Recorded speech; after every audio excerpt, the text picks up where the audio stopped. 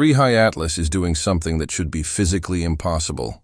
What scientists are observing is forcing them to rewrite their understanding of how objects interact with the solar wind. Solar observatories detected something extraordinary. The constant stream of charged particles flowing from the sun, the solar wind that affects everything in our solar system, is bending around Atlas, not just deflecting slightly like it does around planets and comets, but curving in ways that require forces orders of magnitude stronger than Atlas's size and mass should be able to generate. The solar wind flows at roughly 1 million meters per second. It takes enormous magnetic fields, like Earth's magnetosphere, to significantly affect it. Yet Atlas, an object less than a kilometer across, is creating disturbances in the solar wind visible across millions of miles of space. The deflection zone extends 50 times farther than it should, based on Atlas's physical dimensions. But here's what has physicists completely baffled.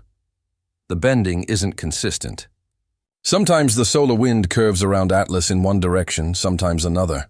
Sometimes it accelerates as it passes Atlas. Sometimes it slows down. The patterns change in ways that suggest active manipulation rather than passive deflection by a magnetic field. Before we break down what's causing this impossible phenomenon and why it suggests Atlas has capabilities we never imagined, consider what this reveals. Atlas is manipulating fundamental forces in ways that challenge our understanding of physics itself. The solar wind has been flowing through our solar system for billions of years, following predictable patterns until Atlas arrived. Now, those patterns are breaking down in ways that suggest we're witnessing technology so advanced it can reshape the space environment around itself. Here's what makes this so absolutely insane. The solar wind is one of the most powerful forces in our solar system, and nothing small should be able to mess with it. But Atlas is treating the solar wind like a toy. Imagine a river flowing at hundreds of miles per hour, not water, but a plasma river of charged particles shooting out from the sun constantly. That's the solar wind. It's moving so fast that when it hits Earth, our entire planet's magnetic field has to work overtime to deflect it. Earth is huge. We're talking about a planet with a molten iron core thousands of kilometers across, generating our protective magnetic bubble. But here's the thing that should blow your mind. Atlas is less than a kilometer wide. It's tiny compared to Earth, yet it's creating deflection effects that match or even exceed what our entire planet does. How, nobody knows. That's what's keeping scientists up at night. Think about what this means. When solar storms hit Earth, those massive bursts of particles from the sun, our satellites get fried. Power grids can go down. GPS systems fail. That's the solar wind overwhelming our planetary defenses. Now picture something the size of a large building doing a better job at deflecting that same force. It's like watching a person hold back a tsunami with their bare hands. It gets weirder. When comets, which are way bigger than Atlas, pass through the solar wind, they barely make a dent. Sure, the solar wind pushes their tails around, but the comet nucleus itself just takes the hit. The solar wind flows right over it like it's not even there. But the solar wind is bending around Atlas like there's an invisible force field. We're not talking small deflections here. We're talking about the solar wind starting to curve tens of thousands of kilometers before it even reaches Atlas. It's like the solar wind sees Atlas coming and decides to go around it way in advance. Scientists are running calculations and coming up with numbers that make no sense. The magnetic field strength needed to create what we are seeing would require technology that's theoretically impossible at that scale. We're talking about field strengths thousands of times more powerful than anything humans have ever created, generated by something you could park in a football stadium. Here's where things go from "that's really weird" to "what the hell are we actually looking at?"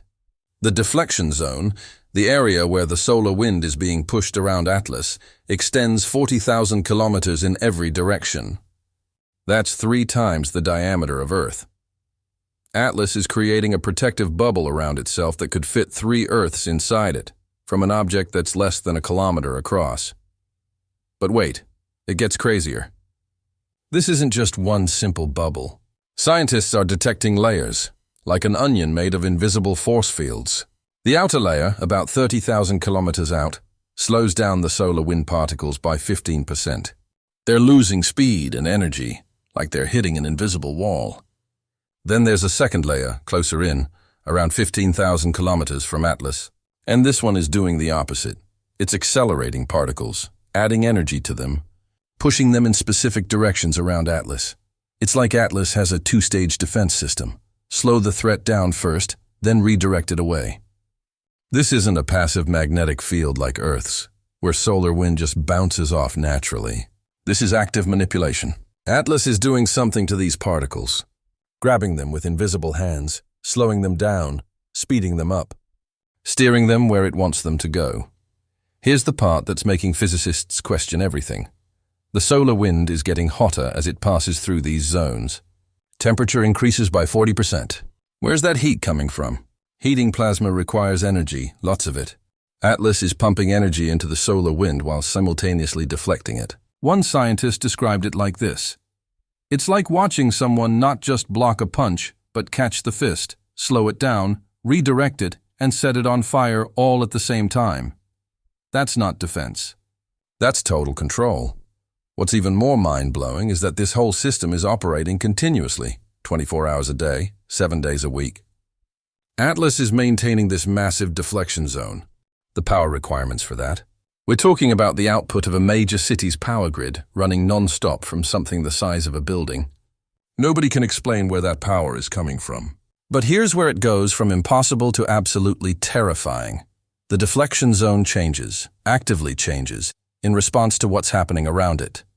When there's a solar storm, one of those massive eruptions from the sun that would normally fry satellites and cause problems on Earth, Atlas's deflection zone doesn't just sit there and take it.